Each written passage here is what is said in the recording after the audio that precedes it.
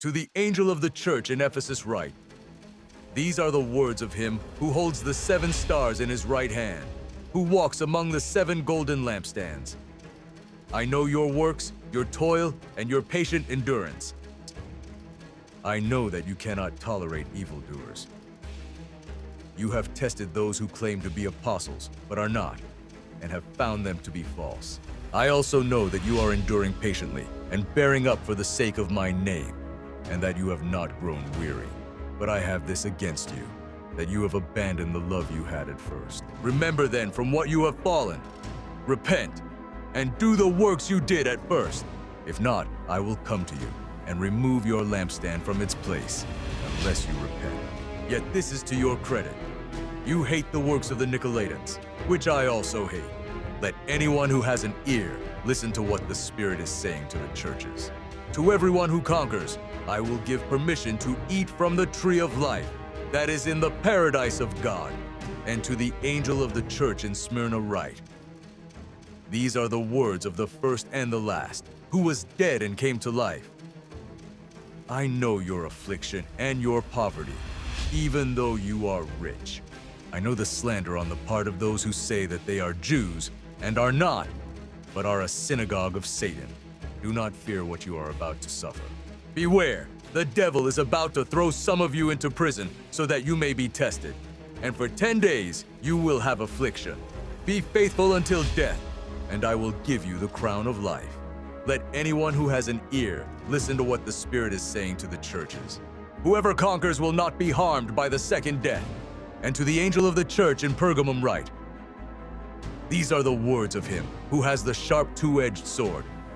I know where you are living, where Satan's throne is, yet you are holding fast to my name, and you did not deny your faith in me even in the days of Antipas my witness, my faithful one, who was killed among you, where Satan lives. But I have a few things against you.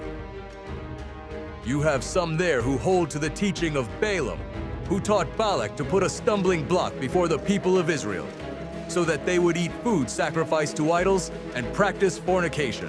So you also have some who hold to the teaching of the Nicolaitans.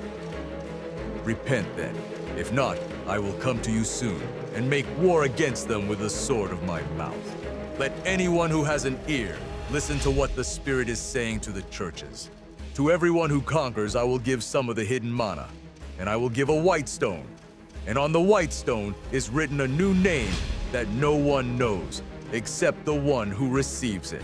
And to the angel of the church in Thyatira write, these are the words of the Son of God, who has eyes like a flame of fire, and whose feet are like burnished bronze.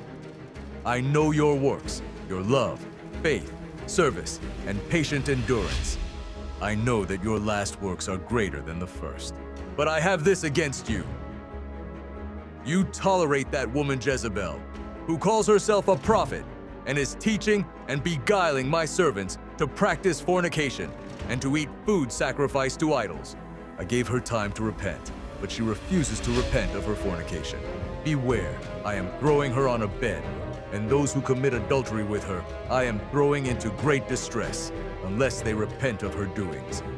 And I will strike her children dead, and all the churches will know that I am the one who searches minds and hearts, and I will give to each of you as your works deserve. But to the rest of you in Thyatira, who do not hold this teaching, who have not learned what some call the deep things of Satan, to you I say, I do not lay on you any other burden. Only hold fast to what you have until I come. To everyone who conquers and continues to do my works to the end, I will give authority over the nations, to rule them with an iron rod, as when clay pots are shattered, even as I also received authority from my Father. To the one who conquers, I will also give the morning star. Let anyone who has an ear listen to what the Spirit is saying to the churches.